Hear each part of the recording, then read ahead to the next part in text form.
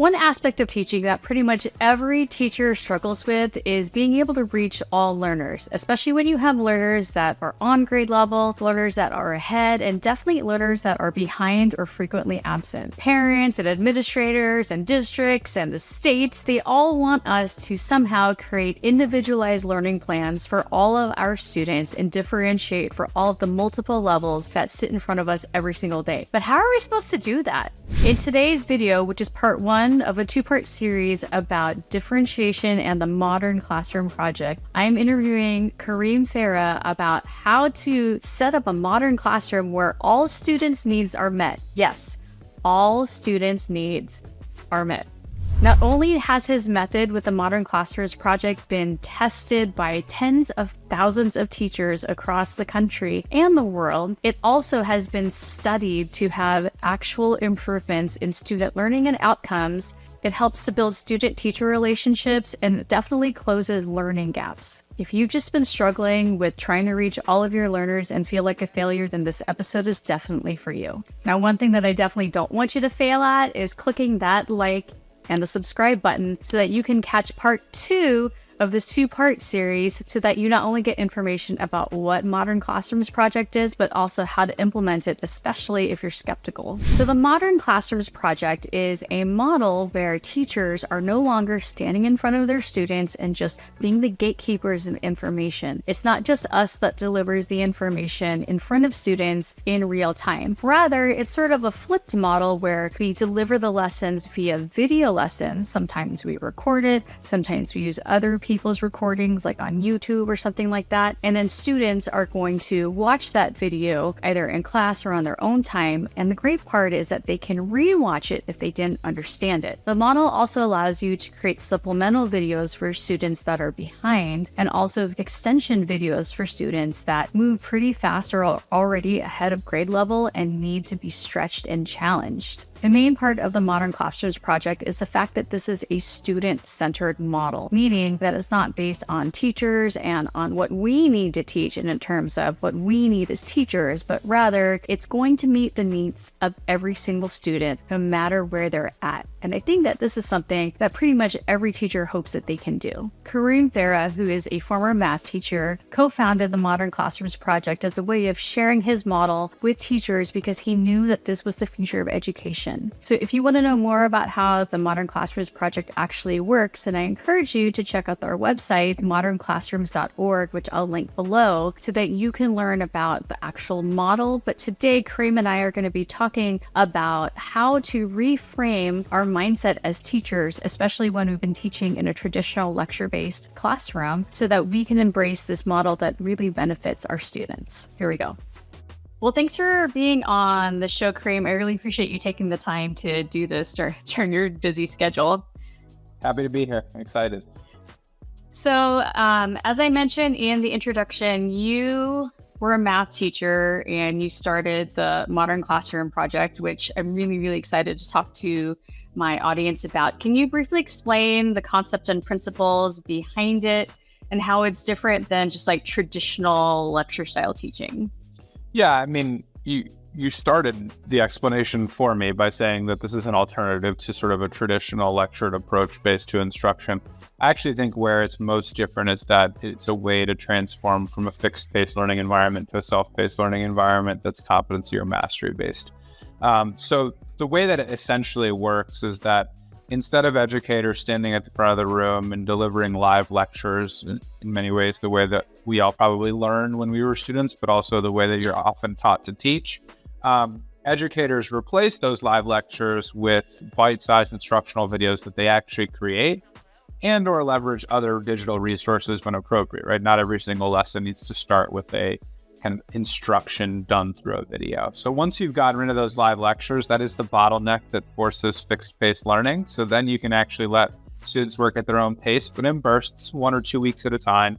They're usually given a game board or a pacing structure that allows them to know what they need to accomplish over a set of days or weeks. And then it's mastery-based grading. So you got that kind of blended component, which is the getting rid of live lectures. You got that self-pacing component, allowing students to work at their own pace in chunks. And then finally, that mastery-based grading component, which is really determining that a student should move on from one skill to the next, not based on the day of the week, but based on their understanding of the skill.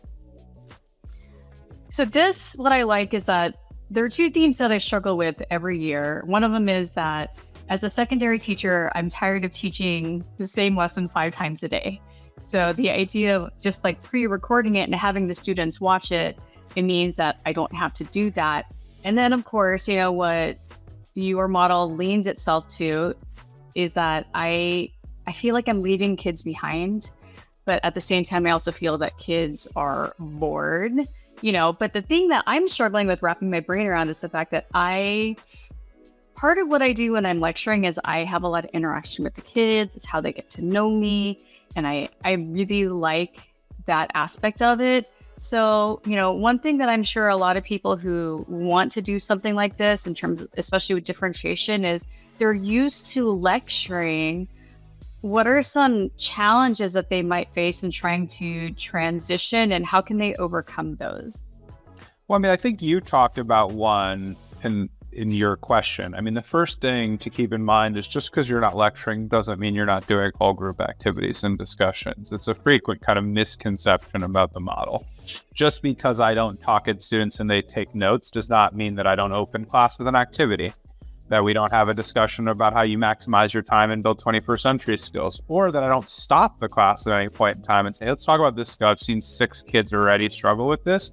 Let's do a quick discussion about that. Okay. So there's a lot of opportunities to have that kind of whole group experience, but the key is using whole group experience for connection and conversation, and not just I talk at you, you take notes, right? So I think that's the first thing to keep in mind. The second thing is, our whole idea, and the data shows, is that when you run a modern classroom, you have increased interaction with students. Those interactions are now going to be in one-on-one and small group settings as opposed to whole group settings.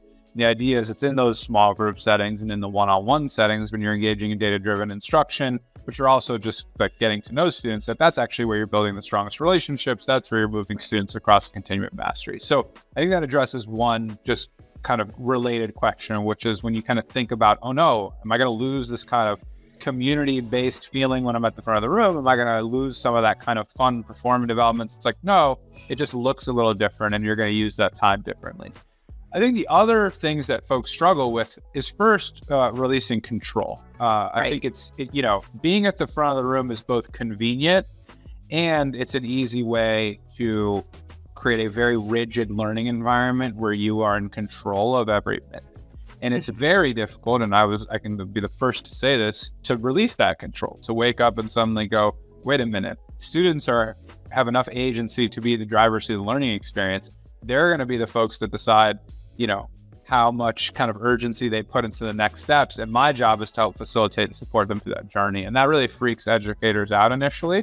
And I get it, but it's also such an important skill for students to build. So it's critical. The other piece is just the reorientation of time. One of the things we've seen now that we've trained thousands of teachers is some educators totally know what to do when you unleash time in the classroom. They totally think immediately, I'm going to go into this kind of teacher station. I'm going to be pulling students in small groups and individually. We're going to be talking about their mastery checks, figure out whether they've understood a skill. We're going to be building relationships. Other teachers are like, what do I do with all this time? Because in your teacher prep programs, they don't actually teach you how to run a classroom that's student-centered, a classroom that's kind of designed through the lens of differentiation. They teach you how to run a classroom from the front of the room usually. And so, figuring out how to use that time effectively can feel uncomfortable. And then there's obviously a planning component. You're planning differently. And in some ways, you have to add a little bit more on the front end for gains during the classroom for a much less stressful, enjoyable, and data-driven classroom experience. And that always poses a challenge because it's a new skill to plan this way. And there's also a little bit more upfront work. Well, and I think that for teachers that are already seeking out your model, it's sort of self-selective. These are teachers that are open-minded about it and, they already see that there's something that they need to change in the way that they teach. But I can also see that it can be difficult for a lot of teachers, especially veteran teachers. I've been teaching, this will be my 22nd year, to shift from no one wants to admit that they are the center of their classroom, but a lot of times teachers see themselves as the center of the classroom around which everything revolves, but now it's student focused. So Have you had a lot of teachers that had to grapple with that? And how did they get past? I mean, it's almost egocentric. I hate to say that, but we're just so used to it being about us, like being the gatekeepers. How do we release that need to be the gatekeeper? Yeah. Well, I mean, the interesting fact, so, we put 53,000 teachers through our free course and 10,000 through our virtual mentorship program. The average educator who opts into our virtual mentorship program, and it is an opt-in only program, meaning no one's being forced to do our model. Everyone's choosing to. The average educator who joins our virtual mentorship program has 14 years of classroom experience. So this is actually a model that generally is first most attractive to veteran teachers. And the reason why it's often first attractive to veteran teachers is I think veteran teachers over time really do want to shift the learning experience to the students, right? It's both exhausting to be in the driver's seat as the teacher, but it's also something you learn over time that that's not what's best for students. That they're going to leave the classroom and leave the school building, and suddenly, like, they have to engage in a lot of self-directed behaviors to navigate the real world. And if we don't create those conditions early on, then they get blindsided by those realities. So I think one thing that is critical going into a modern classrooms experience is to have that thirst to shift a large percentage of responsibility from educator to student. If you aren't built to, if you haven't bought in on that vision, you shouldn't do our model, right? Because it's core to what we do. The second piece is to really understand and internalize that when a student isn't using their time effectively, the solution isn't then to take freedom away from them. It's to teach them how to use that freedom effectively. And that is really hard for folks. I often say a phrase to the admin we support where we need to spend less time focusing on disengagement and more time focusing on re-engagement. A lot of educators will become obsessed with this idea that 7 students are disengaged and we just need to get them back to being engaged. And a lot of the techniques we use is to actually either call them out or kind of come up with systems and structures to get them to be engaged instead of giving them the time to re-engage and then building that skill so that students can self-regulate on their own. And that piece, I think that's probably the hardest for veteran teachers, because often veteran teachers create incredibly structured classrooms with super high levels of students on task, but they're on task and somewhat reliant on the teacher to be on task. And suddenly when that teacher is no longer going to withhold that much structure for them, they will go off task a little bit and need to self-correct. And that's a little freaky. That's true, because I think there's also the fear of, if one student isn't focused, then it's like a domino effect. So if, all of these students are kind of doing their own thing and we can't control every single step, then if one student falls out of line, then automatically everybody else will.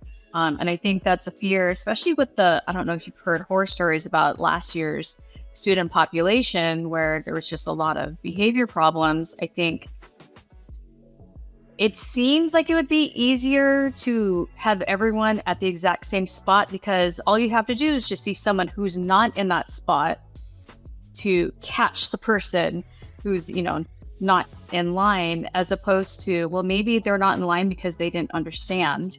And so now they're going to check out for the rest of the lesson. But it sounds like with your model, because they didn't understand, if we teach them how to self-direct, now they go back or we redirect them. Okay, you didn't understand this step, watch this video, or we work together in this step, so that everyone else just keeps chugging along. And it's just that 1 or maybe 5 students that I have to worry about rather than trying to rein all the cats. Yeah, I mean, I think there's a couple really important points in that. So the first is, I think the most high risk model of teaching is one where one student can disrupt the entire learning environment. I found live lectures to be so tense because it took one student to get really frustrated and then everything stops. And if other students jump on board with them, then you got a real problem on your hands. And your only solution at that point is to get more stern. And if the students aren't responding to that well, you're in big trouble, right? And that's when you start sweating and your heart starts racing and you're like, this is a disaster, right? There's no out there. It really is disastrous.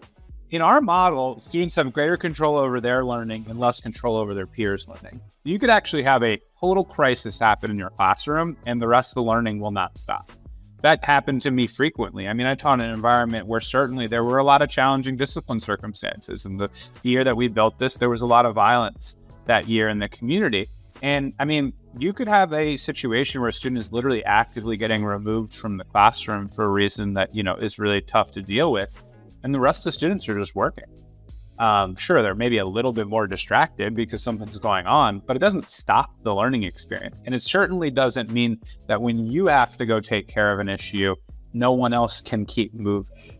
And I think that that's really, really hard. I think the second thing to keep in mind is a lot of times when you're working on de-escalating a challenging behavior issue, your only real solution, if you want to achieve any level of success, is to kind of shrink that problem to a one-on-one interaction.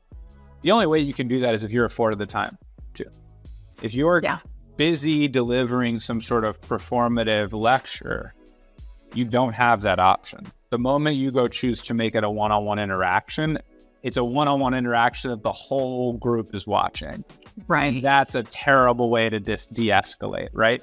So I think it's really key as well for teachers to kind of internalize the fact that de-escalation is really hard. And it's nearly impossible when you're doing it in a whole group setting. So when we think about a lot of those behavior issues, they frequently stem from the student who needs to be de-escalated, and you don't actually have the time or the capacity to do the steps necessary to de-escalate them. So you resort to what you would normally do in a whole group setting. And frequently it has the reverse effect. It escalates the situation and makes it much more challenging to deal with. That's a good point, because I hear about teachers who have a lot of problems with one student, especially, who kind of sets everybody off. If the teacher had the opportunity to have a lot of one-on-one time and have a lot of relationship building, which it's difficult to do in a whole class setting, they could probably nip that in the bud early on. Like if that student is testing them from the beginning of the year and has been notoriously difficult with their previous teachers, I could see that just having that relationship, that student having a relationship with that at least one teacher in their day could also, echo into their other classes as well, if they see that like school isn't a threatening place anymore. And so your model would actually afford them that time. I mean, I had students come to my classroom when they weren't in my class period just because it was a less tense environment, right? Like when you walk into a modern classroom, if you're late to school, everyone isn't going to turn their head and stare at you as you interrupt the lecture. Instead, you're walking in and you're going to be able to pick up where you left off. If you want to have a conversation with the teacher because something really hard happened and you just need to let them know that like you're going to do your best that day, but you're probably going to put your head down a few times, you can just walk straight up to the teacher and do that, and the whole class isn't watching. So there's a lot of reasons why students are going to naturally feel much more safe and comfortable in a setting where it doesn't feel like there's constantly a spotlight on them. And there were a number of class periods that I had when I was implementing this model, and I implemented it for 3 straight years before I left the classroom to run the organization. And a lot of times the students that struggled the most with behavior would just sit next to me for the entirety of the class period. I don't sit at my desk anymore. The desk has no purpose. I'm sitting at like a little table in the middle of the classroom, and I might have a student just sit with me for 2 straight weeks and just say, you're gonna sit with me until you can show me that you're using your time effectively. And you create this fascinating dynamic where now a student who is normally using their time ineffectively was eager to use their time effectively to show me that they didn't need to sit with me. There's a lot of really interesting techniques you can suddenly introduce in the classroom when, again, your tool belt isn't like suddenly restricted by this, I'm at the front of the room and this is where I deliver all the kind of disciplinary tactics that I've been taught. And I can see, since you mentioned that you are circulating the classroom more, that itself lends itself to fewer behaviors because they know that you're going to be over there and then you're going to be over there. And we all know that presence is like a big thing in terms of keeping the calm in the classroom. So the fact that you're kind of everywhere means that it's harder to get away with things, I'm assuming. Totally. And I mean, in some ways it's harder, in some ways it's easier, right? In some ways, when the entire classroom's silent because you're at the front of the room, then maybe it's a little easier to get away with stuff. But it's harder in that you know that the educator is going to actually interact with you every single day.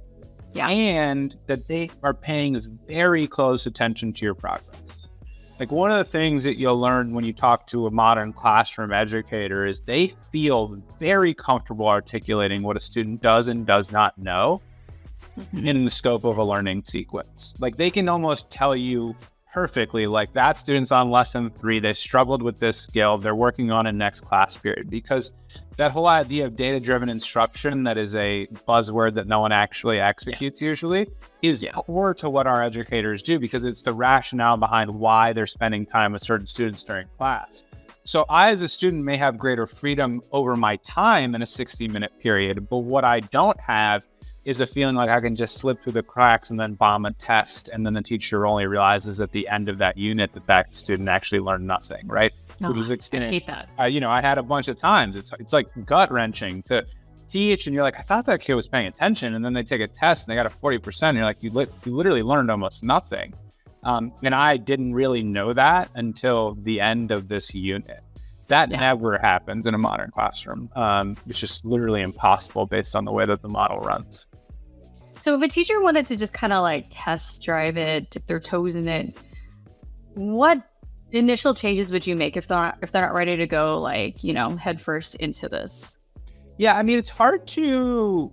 people ask this question all the time, and I think it's really interesting. So I think, first of all, it's about doing it for just one unit or one little group of skills. Oh. Right? So, like, do it for 3 straight lessons. Say, hey, students, like, these 3 lessons we're going to be learning self-paced. I put a video on your Google Classroom or your Schoology or your Canvas. I have your assignments. You have this little exit ticket, and that's going to be your mastery check. And you're supposed to complete these 3 lessons on Monday, Tuesday, and Wednesday. And then we're going to take a mini quiz on Thursday. You don't really need that long of self-pacing. In fact, many of our educators always self-pace for 1 week at a time. If you're really anxious about building instructional videos, you can obviously pull, videos externally. You will find that, generally speaking, that produces... it's a more challenging engagement technique. Students are going to be less engaged when they hear a voice they don't know, a teacher they don't know. They're going to feel like there's this kind of gap between my educator and my learning experience. But it's not, it's certainly a way to start testing it. But I encourage folks to do that part, right? To just build 3 solid lessons. It's not that hard to create instructional video. Educators were doing it all through COVID. You just hit record on any screencasting software and you're done.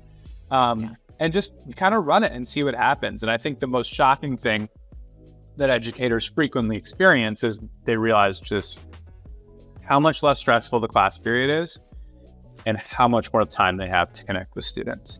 And if you've never done it, go ahead. It seems like then for new teachers, like, because they don't have anything to fall back on because this is their first time, it would actually be an ideal time for them to jump into this and test this out. Especially what I tell a lot of new teachers, you should practice things, like practice routines, as if it's actually happening, because that way you're not winging it. But here I can deliver a lesson, and if I mess up, I get a do-over because I'm recording it. And I really like that idea that you can record it ahead of time, and then if I don't like it, or if I find that video isn't working, then I can just fix it. But I don't have to keep reteaching that same thing over and over again. I totally agree with you. We have had a debate internally at Modern Classrooms for some time now around this idea of new teachers and implementation, because on one hand, it's perfect. You don't know the alternative. Aside from that's what you probably learned in. So you're not unlearning new methodology. You're not unlearning a traditional methodology of teaching and then relearning a new one. You can start out of the gates. Alternatively, they don't know the limitations of traditional instruction. New educators have not seen how hard it is to differentiate to an extraordinary diversity of learning levels and social emotional needs by standing at the front of the room. So in some ways, it might feel like, why am I doing this? Like, I think we as educators who've been in the classroom for years understand very, very clearly how limited we are in meeting every student's needs. Newer teachers may not truly understand that. So the driving force behind the why is a little bit less sticky. So there's some costs and benefits.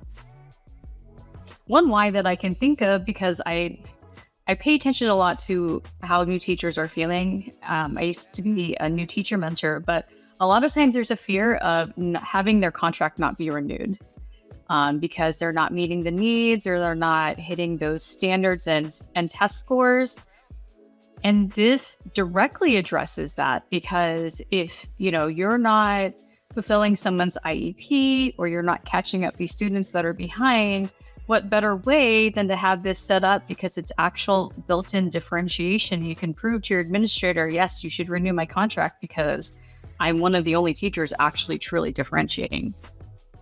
There's no doubt about that. I also think when you think about the kind of broader supports that a school may have to offer, MTSS, special education supports, language supports, our educators just tend to be much more coherent about making those requests because they have really clear understanding of the data. This student has only mastered 4 of the last 10 skills. They need more support. They need after school support, all those things. So I certainly think when it's implemented correctly, any administrator understands that this is a way to achieve some of those big buzzwords that we know are necessary and don't actually get done. Right.